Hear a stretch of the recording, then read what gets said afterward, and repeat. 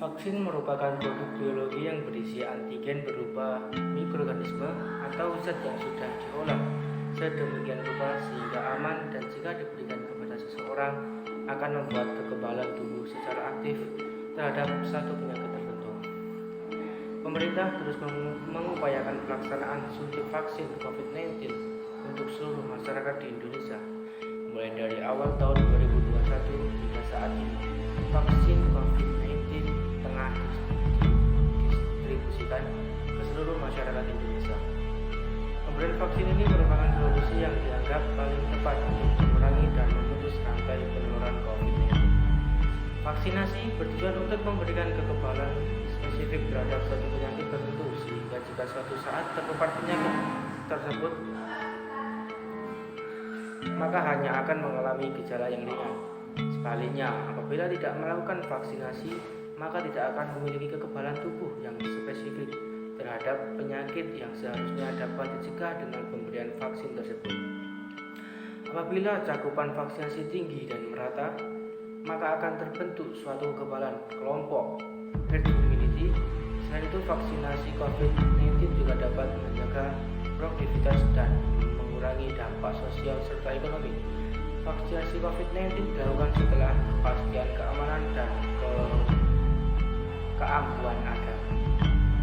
Kelompok prioritas penerimaan vaksin COVID-19 saat ini adalah tenaga kesehatan yang memiliki risiko tinggi terpapar COVID-19, lansia dari umur 50 tahun ke atas, dan orang dengan pekerjaan yang memiliki risiko tinggi tertular. Kemudian vaksinasi akan dilanjutkan ke kelompok penerima lainnya, mulai dari masyarakat usia 18 tahun ke atas. Berdasarkan rekomendasi terbaru dari Perhimpunan Dokter Spesialis Penyakit, saat ini penyakit COVID-19 harus segera mendapatkan vaksin COVID-19 dengan rentan waktu 3 bulan setelah dinyatakan bebas COVID. Hal tersebut dilakukan untuk mencegah terinfeksi COVID-19 untuk kedua kalinya, tetapi dengan varian yang berbeda. Vaksin memiliki lebih banyak manfaat dibanding dengan efek samping yang dihasilkan. Vaksin dapat memberikan antibodi yang lebih tinggi dan memberikan proteksi terhadap virus COVID-19. Perubahan alami yang dialami ibu hamil membuat sistem imun di dalam tubuh juga dapat dirubah. Central of Disease Control telah menyatakan bahwa ibu hamil dan ibu menyusui boleh melakukan vaksinasi COVID-19 untuk menekan potensi terinfeksi. Meski begitu, tiap kebijakan tetap berbeda-beda dalam menanggulangi pandemi COVID-19. Upaya vaksinasi dilakukan tidak hanya menjaga satu-satunya upaya untuk melindungi masyarakat dari penularan COVID-19. Selama belum mencapai kekebalan kelompok, maka pencegahan yang efektif saat ini adalah mematuhi protokol kesehatan 5M, yaitu dengan double mask dengan masker medis dilapisi bagian luarnya dengan masker kain agar menutupi rongga dari masker medis tersebut, menjaga jarak, mencuci tangan menggunakan sabun dan air yang mengalir, menjauhi kerumunan, dan membatasi mobilitas. Vaksinasi COVID-19 memiliki banyak manfaat, tidak hanya untuk diri sendiri, tetapi juga untuk banyak orang. Vaksin COVID-19 aman dan halal. Hal ini disampaikan oleh Komisi Fatwa MUI Pusat bahwa sudah memberikan fatwa bahwa vaksin COVID-19 halal dan suci. Oleh karenanya, meskipun masih banyak beredar isu atau hoax yang mengenai vaksin yang belum jelas kebenarannya, masyarakat tidak perlu ragu dan khawatir untuk melakukan vaksinasi COVID-19 guna kepentingan bersama. Seperti vaksin pada umumnya, vaksin COVID-19 berpotensi mengakibatkan efek samping bagi penerimanya. Efek samping seperti lengan pegal, meriang, mual, dan sebagainya sangat wajar dialami setelah menerima vaksin. Hal tersebut pertanda bahwa vaksin sedang bekerja dan tubuh sedang membangun antibodi untuk melawan virus yang mungkin akan menginfeksi di masa yang akan datang. Efek samping biasanya berlangsung selama kurang lebih dari 3 hari saja dan akan hilang dengan sendirinya. Namun untuk beberapa kasus vaksin dapat menyebabkan kejadian ikutan pasca imunisasi. KIPI berbeda dengan efek samping biasa sehingga perlu penanganan khusus bagi yang mengalaminya. KIPI dapat terjadi dengan tanda atau kondisi yang berbeda-beda setiap orangnya, mulai dari gejala efek samping ringan hingga reaksi tubuh yang serius seperti alergi yang parah terhadap kandungan vaksin. Gejala KIPI yang ringan dapat bersifat lokal berupa rasa yang nyeri, kemerahan, serta pembekakan di area yang mengalami infeksi setelah diberikan imunisasi. KIPI ringan biasanya terjadi saat setelah disuntik vaksin dan dapat membaik dengan cepat setelah diberikan pengobatan untuk mengurangi gejala. Sedangkan KIPI berat langka terjadi pada umumnya disebabkan oleh respons sistem imun terhadap vaksin dan menyebabkan reaksi alergi berat terhadap bahan vaksin, menurunkan trombosit, menyebabkan kejang dan hipotemia. Semua gejala KIPI berat dapat diatasi dan sembuh secara total tanpa adanya dampak jangka panjang. Terlepas dari berbagai risiko yang dapat ditimbulkan, proses vaksinasi merupakan prosedur yang aman. KIPI merupakan suatu kasus yang dipengaruhi oleh berbagai faktor, misalnya kondisi dan kesehatan seorang serta proses vaksinasi itu sendiri. Gejala KIPI yang benar-benar disebabkan substansi vaksin cenderung ringan dan dapat hilang dalam waktu yang singkat. KIPI juga merupakan kasus yang jarang terjadi dan kebanyakan tidak membahayakan. Resiko munculnya KIPI masih lebih ringan dibanding resiko terjangkitnya penyakit serius yang tentu lebih mengancam senyawa. Imunitas pada tubuh manusia didapatkan melalui beberapa cara, yaitu pertama, imunisasi alami, yaitu imunitas yang didapatkan seorang setelah terkena penyakit. Kedua, imunitas aktif alami, yaitu zat antibodi terbentuk setelah terkena penyakit. Selanjutnya, imunitas pasif alami, zat antibodi diturunkan dari ibu ke janin melalui plasenta. Selanjutnya, imunitas buatan, yaitu imunitas yang didapatkan melalui rangsangan zat antigen yang dimasukkan ke dalam tubuh. Selanjutnya, imunitas aktif buatan, zat antibodi yang terbentuk setelah pemberian vaksin. Yang terakhir, imunitas pasif buatan, imunitas yang terbentuk setelah pemberian zat antibodi dalam tubuh. Uji coba vaksin harus melalui 5 tahap, yaitu yang pertama, tahap penelitian dasar, meneliti virus, sel-sel yang terkait virus, sel-sel yang diinfeksi virus, dan perbanyak sel untuk melihat bagaimana reaksinya, dan dilanjutkan dengan ekstraksi virus dalam jumlah lebih banyak. Pada tahap ini telah dimulai pembuatan vaksin dalam jumlah terbesar. Tahap kedua, uji preklinis, memastikan bahwa vaksin yang dibuat aman untuk diuji coba ke manusia.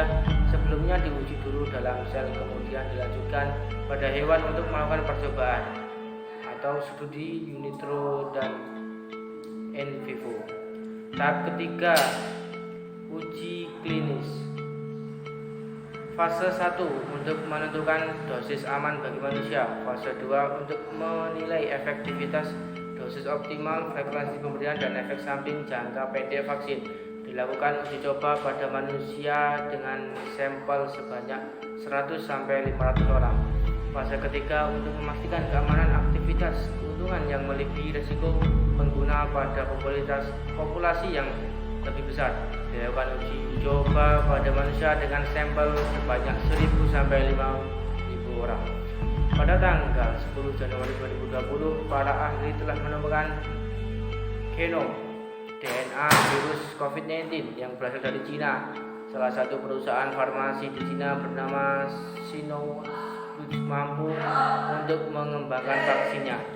Di Indonesia sendiri ada 6 lembaga yang turut mengembangkan vaksin COVID-19, di mana 4 diantaranya sudah adalah perguruan tinggi UGM, UI, ITB, Unair. Vaksin tersebut dikenal dengan nama vaksin merah putih. Di tahap awal uji klinis, Sinovac diperuntukkan bagi orang sehat berusia 18-59 tahun. Cina telah melalui uji klinis fase ketiga dan vaksin ini telah diuji kembali di Indonesia, tepatnya di Bandung. Dari uji klinis di Bandung, didapatkan hasil efeksi, yang artinya orang yang mendapatkan vaksin Sinovac resiko terinfeksi COVID-19 berkurang 65,3% dibanding yang tidak terinfeksi. Resiko terinfeksi COVID-19 3 kali lebih tinggi pada orang yang tidak divaksinasi. Dari hasil tersebut, BPOM menerbitkan izin efikasi Sinovac 65,3%. MUI juga telah menyatakan kehalalan vaksin COVID-19 pada tanggal 5 Februari 2021. BPOM telah mengeluarkan izin pemberian vaksin Sinovac untuk usia 60 tahun ke atas. Tahap vaksinasi tahap pertama diberikan untuk seluruh tenaga kesehatan berusia 18 sampai 59 tahun. Untuk tahap kedua diberikan pada petugas publik dan lansia. Petugas publik adalah pejabat negara, atlet, dan mereka yang bertugas langsung melayani masyarakat untuk kepentingan administrasi kependudukan, izin usaha, pendidikan, keagamaan, keamanan, transportasi, pemenuhan aspirasi, informasi, serta kebutuhan sehari-hari, meliputi pendidik, guru, dosen, tenaga pendidik, pedagang, peserta pasar tradisional, tokoh agama dan penyuluh agama, wakil rakyat, DPD, DPR provinsi, pejabat negara, pegawai pemerintah, pegawai keamanan, pelayanan masyarakat, transportasi, atlet, wartawan dan pekerja media, dan petugas pariwisata lainnya. Lansia adalah mereka yang berusia lebih dari 60 tahun. Di negara kita, protokol kesehatan ini dikenal dengan sebutan 5M. Sudah tahu apa saja protokol kesehatan 5M? Untuk membantu pencegahan penularan virus corona, berikut ini protokol kesehatan 5M tersebut. Yang pertama, mencuci tangan. Rutin mencuci tangan hingga bersih adalah salah satu protokol kesehatan yang cukup efektif untuk mencegah penularan virus corona. Untuk hasil yang maksimal, kamu disarankan mencuci tangan setidaknya selama 20 detik beberapa kali sehari, terutama saat sebelum memasak atau makan, setelah menggunakan kamar mandi, setelah menutup hidung saat batuk atau bersin. Untuk membunuh virus dan kuman-kuman lainnya, gunakan sabun dan air atau pembersih tangan dengan alkohol setidaknya dengan kadar 60%. Yang kedua, memakai masker. Pada awal pandemi virus corona tahun lalu, Organisasi Kesehatan Dunia (WHO) mengatakan bahwa penggunaan masker hanya direkomendasikan untuk orang sakit, bukan orang sehat. Namun virus corona jenis SARS-CoV-2 yang merajalela hingga saat ini membuat protokol kesehatan bisa berubah-ubah seiring bergulirnya waktu. Beberapa waktu selang kebijakan WHO di atas, WHO akhirnya mengeluarkan himbauan agar semua orang, baik yang sehat atau sakit, agar selalu menggunakan masker saat beraktivitas di luar rumah. Kebijakan WHO ini juga sempat ditegaskan oleh Presiden Joko Widodo. Protokol kesehatan virus corona terkait masker pun semakin digalakkan di beberapa negara, semisal Amerika Serikat. Center for Disease Control and Prevention (CDC) memperbarui pedoman terkait penggunaan masker. CDC menghimbau masyarakat AS harus memakai masker meski berada di dalam rumah pada kondisi tertentu. Menurut CDC, guna masker dalam rumah perlu dilakukan ketika terdapat anggota keluarga yang terinfeksi, terdapat anggota keluarga yang berpotensi terkena COVID-19, merasa terjangkit atau mengalami gejala COVID-19. Ruangan sempit, tidak bisa menjaga jarak minimal 2 meter. Yang ketiga adalah menjaga jarak. Protokol kesehatan lainnya yang perlu dipatuhi adalah menjaga jarak. Protokol kesehatan ini dimuat dalam keputusan Menteri Kesehatan RI dalam protokol kesehatan bagi masyarakat di tempat dan fasilitas umum dalam rangka pencegahan dan pengendalian COVID-19. Di sana disebutkan menjaga jarak minimal 1 meter dengan orang lain untuk menghindari terkena droplet dari orang yang bicara, batuk atau bersin, serta menghindari kerumunan, keramaian, dan berdesakan. Bila tidak memungkinkan melakukan jaga jarak, maka dapat dilakukan berbagai rekayasa administrasi dan teknis lainnya. Rekayasa administrasi dapat berupa pembatasan jumlah orang, pengaturan jadwal, dan sebagainya. Sedangkan rekayasa teknis antara lain dapat berupa pembuatan partisi, pengaturan jalur masuk dan keluar, dan sebagainya. Selanjutnya, yang keempat, menjauhi kerumunan. Selain 3 hal di atas, menjauhi kerumunan merupakan protokol kesehatan yang juga harus dilakukan. Menurut Kementerian Kesehatan RI, masyarakat diminta untuk menjauhi kerumunan saat berada di luar rumah. Ingat, semakin banyak dan sering kamu bertemu orang, maka kemungkinan terinfeksi virus corona pun semakin tinggi.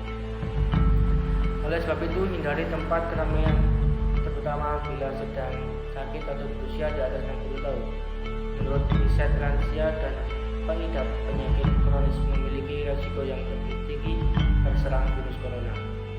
Yang kelima, mengurangi mobilitas. Virus penyebab corona bisa berada di mana saja, jadi semakin banyak dirimu menghabiskan waktu di luar rumah, maka semakin tinggi pula terpapar virus jahat ini. Oleh karena itu, bila tidak ada keperluan yang mendesak, tetaplah berada di rumah.